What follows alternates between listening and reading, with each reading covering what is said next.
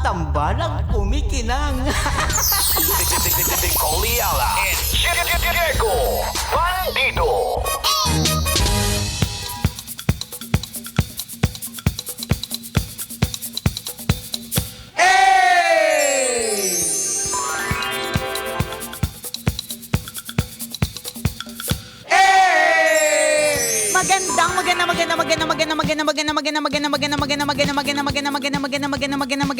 Magandang tanghali. Kumikinang na ulo, Diego Bandido.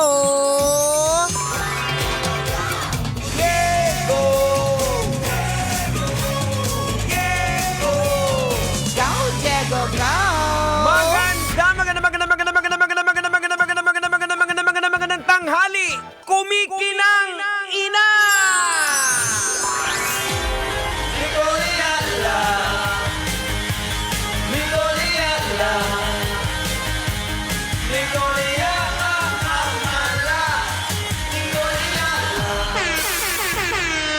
Dear Nicole Ayala and Diego Bandido.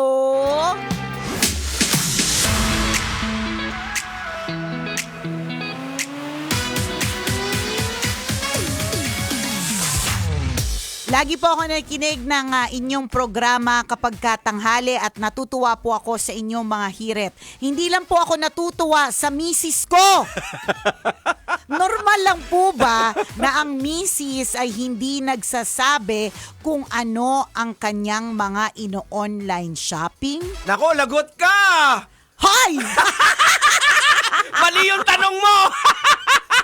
Bakit ko ba napili-pili itong tanong na to? Ang dami namang mga posibleng mga tanong na pwede pag-usapan. Bakit talaga ito?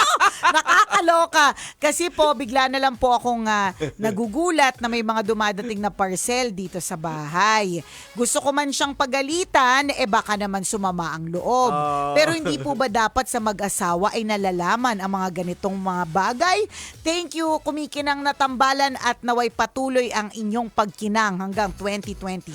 Yan. Yeah. Hindi lang hanggang 2026, patuloy dapat ang pagkinang hanggang sa mga susunod na taon. Correct. Kasi marami pa pong bayarin. Tama. Ayan. Alam mo naman yung pagkinang parang gold yan eh. True. Na tumatagal, lalong kumikinang. Correct ka. At lalong nagiging mas valuable. Tama. So alam nyo na, Mayat De La Rosa Fine Jewelry for the win. Yeah. Okay. So dun sa katanungan. Lagot ka. Nicole Ayala, ano masasabi mo? Hindi, okay. Gets ko, siguro yung point niya, parang, di syempre, parang, siguro ang point niya iniintindi ko lang kasi may sinabi siya about dapat alam ang lahat ng mga galaw. Siguro yun yung point niya na, hindi ba dapat kung ano man yung mga gagastusin, dapat alam din ni mister, ganyan. Siguro yun yung nakikita kong pwedeng problema. Baka a big portion of your budget ay hindi mo na alam kung saan napupunta, pero alam mo may mga parcel na dumadating. O kaya sasabihin ni Mrs. na kulang yung pang grocery, o kaya ikaw naman na magbayad ng ganito, pero may mga parcel na dumadating. Doon po magaling ang problema nating kuya. Ayan. Or it could be a shop addiction na eh. Pwede yung din. Hindi naman kailangan, pero may mga nandyan. ganyan eh. Correct. Pa-order lang ng parcel kasi parang nasasatisfy sila. Hindi naman nila nagagamit yung item. Or healing the inner child. Yan. Hanggang anong taon po yung healing the inner child? O kung pwede ka namin tanungin, ilang parcel pa ba ang hindi nabuksan niya ngayon? Kaya nga. Sa tingin ko tama ka dyan eh. Yung sa sinasabi mo nga, baka naman yung addiction. So, gusto kong malaman kuya kung yun yung problema. Kasi kung mga parcel lang, tas paminsan-minsan lang, wag ka nga. Correct, Galit. Mainit yung ulo, galit. Paminsan-minsan, pero yung dumadating na parcel, 5K, 7K. Nakakalok.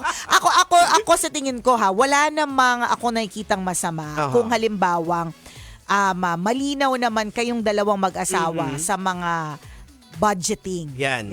'di ba? Na parang ang assign kay Mrs. ay ganito, ang assign kay Mr. ay ganyan. Correct. Sa tingin ko at saka maganda din namang minomonitor mo. Mahirap din naman kasi na pa-deliver ng pa-deliver. Ano ba yung mga pinapa-deliver? Yan. Saan ba napupunta? Correct. 'Di ba? Yun din yung magtataka ka saan ba napupunta? Baka pa-deliver ng polo ng lalaki. Ala. Hindi naman binibigay sa'yo.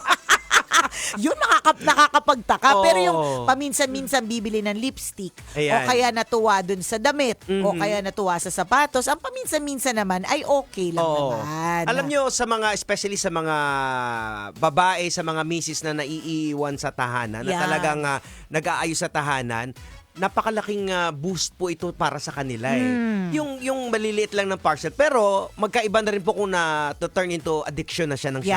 Yan, oo. Ang sinasabi naman natin lagi, ang rule kasi dyan, wala namang masama Oo. sa pag-purchase, Oo. walang masama sa pag-indulge o sa pag-heal ng inner child, Correct. yung mga sugat ng kabataan po natin Oo. na patuloy nating ginagamot. Walang masama doon. Nagiging masama lang ang lahat ng bagay pag ito po ay sobra. Yan. Tingnan mo, kapag ka nakakita ka ng taong sobrang yaman, di ba nakakairita? Sinasampal ka ng kahirapan. Kasi lahat ng sobra hindi maganda. Hindi Tama. lahat ng sobra, Oho. it becomes an addiction. Oho. At hindi lang ito sa online shopping, sa mga parcel. Kahit na pagkain. Yung bang to the point na hindi na nag-share, tas sobrang dami yan. na marami na nasuspoil o Correct. nawe-waste or naitatapon. Yan yung hindi maganda. Mas gugustuhin pa na mapanis kaysa ibigay. Correct, Ayan. diba? Doon na nagiging masama. Oo. Diba? And ganun lang din talaga kasi minsan, may mga ini-indulge din talaga tayo. Ang nakikita ko lang bakit nagsusumbong, baka sobra na si Mrs. Oo. Tsaka yung sunod-sunod, Or, ito ang posible dyan, broski, Jegs, ang posible kasi dyan, baka hindi ka rin kasi pumapayag. ayan, isa So pa baka yan. dahil hindi ka pumapayag, nagtatago na lang siya. Oo. Pero magtaka ka kung halimbawa isang araw wala ng parcel na dumadating. Ayan. Mas kabahan ka. Correct. Alam mo kung bakit? Oh. Sa office and delivery. Tama. Sa office and delivery Oo. at maraming Oy, totoo yan. maraming gumagawa po niyan based on experience. Sa office ang Oo. delivery kasi alam mo kung bakit kasi nga sometimes siguro feeling ng mga misis but hindi mo naiintindihan na gusto ko naman ng mga ganito yung Oo. nagiging away. So para hindi na lang mag-away, extrang pera naman. Yun lang naman Oo. yung gauge dyan kung extrang pera naman siya. Ayan. O kaya feeling mo naman parang deserve mo naman din talaga. Oo. Kaya lang may pakiramdam si Mrs. na hindi ka naman siguro papayag. So might as well sa iba niya lang ipa-deliver. Tama. Mas gusto mo ba yun? Ako nagigilty din ako dyan na Oo. halimbawa na it's kuminsan hindi naman na problema yung yung presyo kasi maliit lang. Oo, kasi minsan Pero sa yung mga parcel sunod-sunod mali- kuminsan, Oo. di ba? Ano na naman yan? Pagsunod, yan kasi ang problema sa online shopping. Minsan nakala natin, totoo naman, ay, nakamura ako. Kasi Oo. alam mo sa totoo lang, ilang beses ko na to nakita, Jegs, na, halimbawa, pet shop. Oo. Sa pet shop, sobrang mahal sa pet shop. Pero nung nakita ko siya online, let's say sa pet shop nasa 350. Aha. Pero sa online 80. Oo. 'Di ba? Ang Ang layo. layo, tas it's the same. So okay 'yon. Ang problema lang kasi minsan ilang 80 'yan. Aha. Ang hindi mo na malayan, Oo. 'di ba? Ang hindi mo napansin 10 80 o di 80 times 10 800 na pa. Hindi mo na pala napansin. Dun siya nagiging parang Oo. problema kapag ka masyado ng madami. So kung Correct. gusto mo talagang nakatipid ka, edi isa lang ang bilhin. Ayan. Ganon. Alam niyo, pwede naman pag-usapan niya. Kausapin mo si Mrs. na kumbaga kontrolin yung pag-order o pag sa shopping online. Kasi tingin ko, hindi naman magiging problema halimbawa yung price, sabihin natin mga tag 100 pesos lang. Yan. Minsan may mga ganun lang Oo, talaga eh. Pero kung Oo. sunod-sunod, yung maya-maya konti, may tatawag, Shopee, Oo. Lazada po. Yan, Kami, ganyan. ayan na naman, TikTok shop. Oo, yan. yun, JNT. Oo. Ganyan. Alam na alam. Memorize lahat, Jegs. Memorize talaga lahat. Ganon na. Yun yung Oo. problema. Or di naman kaya, it's a Christmas season. Oo. Pwede din at posible din naman na ito po ay ito ang mga binibili na sunod-sunod ay maaaring gifts. 'Di ba? So, Ayan. yun din ang isa sa mga possibilities. Minsan meron ding mga miscalculation na pag nag-order ka kasi kung minsan ini-expect mo na mga 1 week pa to. Pero may time na mabilis pag order mo Correct. bukas deliver. Correct. Nag-abot yung Yung sweldo mo, next week pa dadating. Oo. O, di ba? Minsan nagagano. Baka itong si Mister, may mga ganyang experience na nakikita niya siguro si Mrs. natataranta. Oo. O kaya sa iyo hinihingi yung pambayad kasi Ang wala pa problema pala doon siyang talaga, pambayad. nagbabayad. Tingin ko yung nagbabayad. Correct. Ano? Pili ko si Mr. kasi nagbabayad eh. Ewan ko, siguro depende talaga, iba-iba ang dynamics ng bawat pamilya. Merong kadalasan si Mrs. yung magastos, meron namang si Mr. yung magastos. May diba? kilala kang ganun? Ha? Na si Mr. yung magastos, ikaw. Yung diba? Mrs. Yung Mrs. magastos. Eh di wag na tayo lumayo. Ikaw. Sige na. Kaya alam mo, itong yung birthday ng anak ko, si Prince. Yung asawa ko talaga si Ren, wala siya talagang ibang sinabi kundi binilin na Mami. Hanggang dito lang ha. Sumobra na tayo. Hanggang dito lang tayo ha. Wala na tayong gagastusin ha. Hanggang dito na lang. Ganun. At sa tingin ko, maganda naman din na dynamics yun eh. Na merong taga-control. In fact, di ba, itong nag-message na to na si Kuyang nalulurkay sa misis niya, it's also a good thing kasi pwede mo makontrol kung man addiction na yung meron kay misis. Di ba? Napag-uusapan dapat. Actually, nung pa lang sa birthday pa lang ni Boss Leo, pinag-uusapan na namin yan ni Ren eh. Ano sabi niya? Jegs, Ano sabi niya? nabigla kami. Actually, nabigla din talaga kami sa Lagi niyo pong tatandaan, kapag nag-organize ng party, hindi niyo dapat isipin hanggang dito lang yung gastos. Parang pagpapagawa ng bahay yan. Correct! Hindi ba't kunyari, nabagyo kayo. So pinagawa mo yung Eto lang bubong. May makikita ka na parang, teka lang, yung bubong parang hindi na bagay dun sa kulay ng bahay. So mapupunta na ngayon sa kulay ng bahay. Tapos ngayon may isip mo, hala, parang dapat mas maraming halaman yung kailangan ng kulay na. So may landscape na. Pero sa totoo lang, ang pinapagawa nyo lang talaga, butas ng bubong. Tama. Diba? Pero speaking of, gusto ko lang i-special shoutout kasi sabi ko nga, sana hindi nakikinig yung yung anak ko na si Princess kasi baka magselos. Pero hindi siya pwede magselos kasi si Diego Bandido ay saksi sa lahat ng mga party ni Princess na pangmalakasan. So, ngayon lang kami nagparty na ulit na medyo pangmalakasan para kay Prince. Oo. Kasi syempre inabot siya ng pandemic. Yes, Hindi na. At saka 7th birthday. So, nakaka-happy, 'di ba? Kaya 'di ba, Jegs, nung sinabi mo na parang, hala mama, parang hindi kami makakapunta. Nalungkot ako kasi gusto ko na si Riley, yung pamangkin, 'di ba? Yung pamangkin ni Diego na maliit. Wala naman akong pakialam kay Diego Bandido kung siya maka-attend. Wala akong pake. Si Riley talaga. Kasi pambata siya eh. Kumbaga parang ang concern namin, dapat mas maraming bata o maraming bata ang pupunta. So yun yung pinakamahalaga. Kaya sabi ko, nakakalungkot naman kung di makakarating kasi si Riley, yung pamangkin mo, 'di ba? So nakaka-happy tingnan yung lugar. Sobra. 'Di ba? As inong nakita ko talaga siya. Wow! Alam mo yung papasok ka pala sa video mo. Wow! Totoo! Talagang nakakatuwa. Kaya please let me have this moment, Jegs, para pasalamatan yung aking party planner, party coordinator na alam mo kung bakit gusto mag-shoutout sa Party Bits and Pieces bukod sa napakagandang setup ng Roblox. Ito yata yung isa sa mga party na masaya si Ren. Na hindi mainit ang ulo niya at hindi siya stress. Correct. The term is na nag-e-enjoy siya. Na kahit na hindi na namin natikman yung pagkain ni Chef Reggie na balita ko ay sobrang sarap. Ang sarap daw ng pagkain. Yung prawn, yung cordon bleu. Especially yung prawn. Yung prawn. Kwento na lang ang lahat. Hindi ko na, alam mo naman kapag ikaw yung nagpapaparty, hindi ka nakakakain, di ba?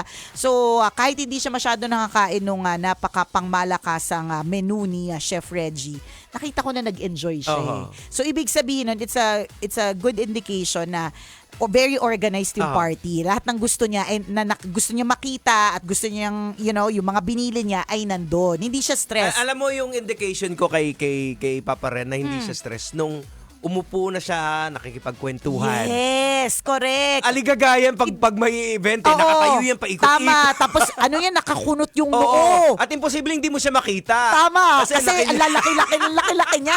So makikita mo pag natataranta siya. Kaya nga nung one time na pumupunta siya sa akin, during the party, pumupunta siya sa akin naglalakad. Ang akala ko kagad may problema. Sabi ko, bakit?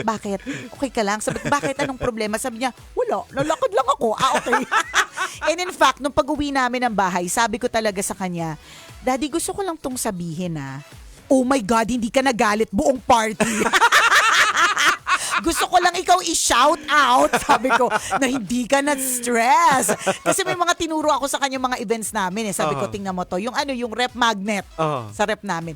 Tingnan mo yan. Natatandaan ko dyan, galit na galit ka kasi ganito. Ito, stress ka niyan kasi ganyan. Yung 7th birthday ni Prince recently, talaga namang apakakalmado niya. So, thank you so much, Party Bits and Pieces. Yan, shout out sa inyo. South-based sila pero napakagaling at napakahusay. Kita mo naman yung ginawa. Ang ganda ng setup, sobra. Ang ganda ng setup talagang.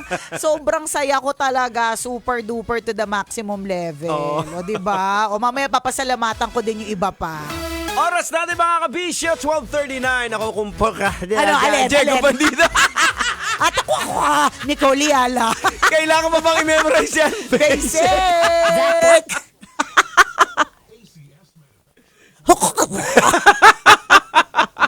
Nakakaloka. Kasi maraming gusto kang sabihin ko minsan eh. Diba? Maraming gusto sabihin, hindi ayaw. Hindi magkasya sa bibig mo.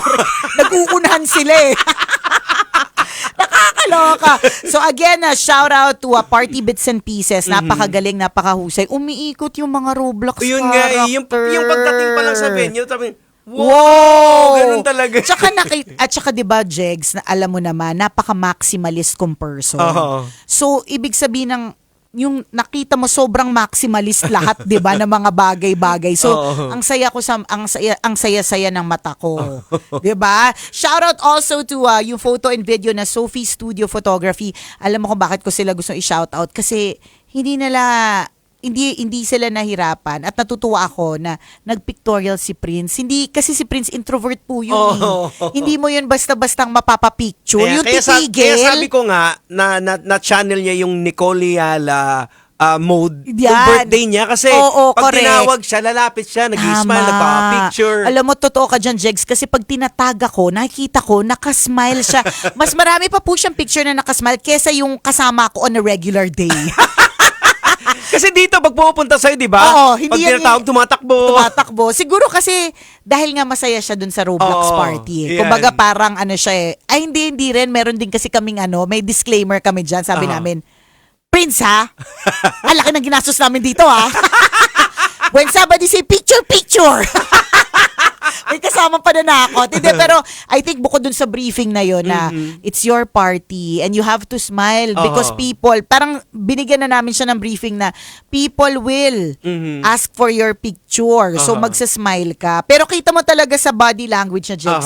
Di ko alam kung naabutan mo na nasa stage siya ng matagal. Kita mo yung pagiging introvert niya eh. Kasi yung body language niya, yung nakakapit siya sa t-shirt niya. Tapos yung kinukumus niya yung kamay niya. Talagang talagang effort to kasi kaya lang, ang sabi ng nanay ko, magastos.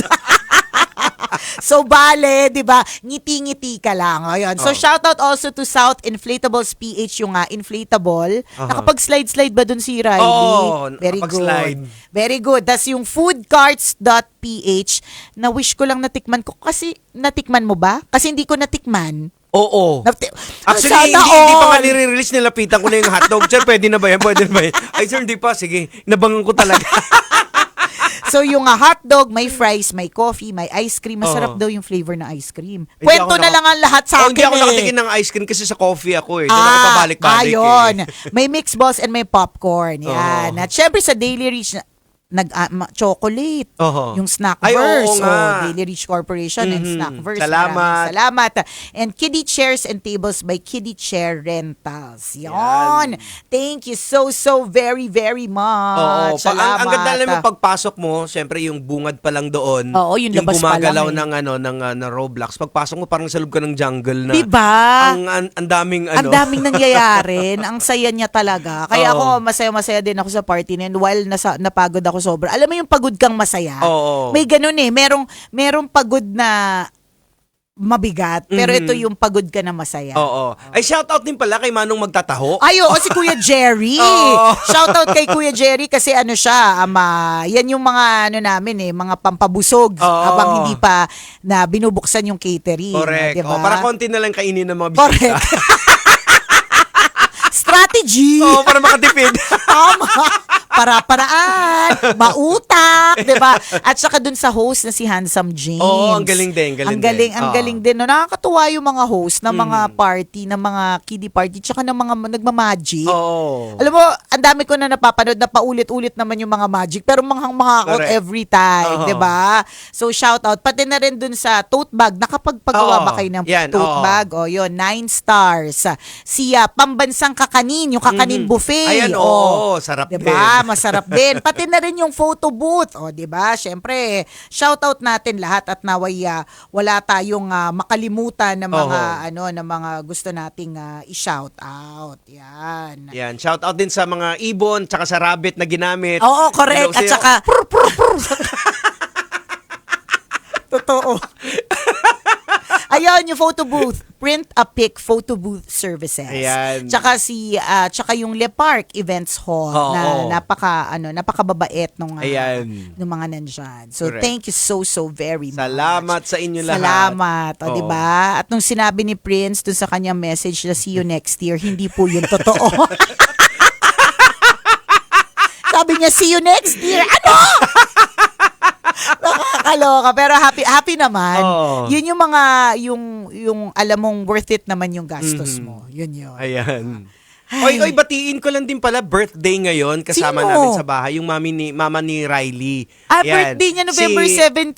Si Risa Aluad Colona. Ayun. Happy birthday, Risa. And nagse-celebrate din ng birthday today ang aking kapatid. Ay. Oo.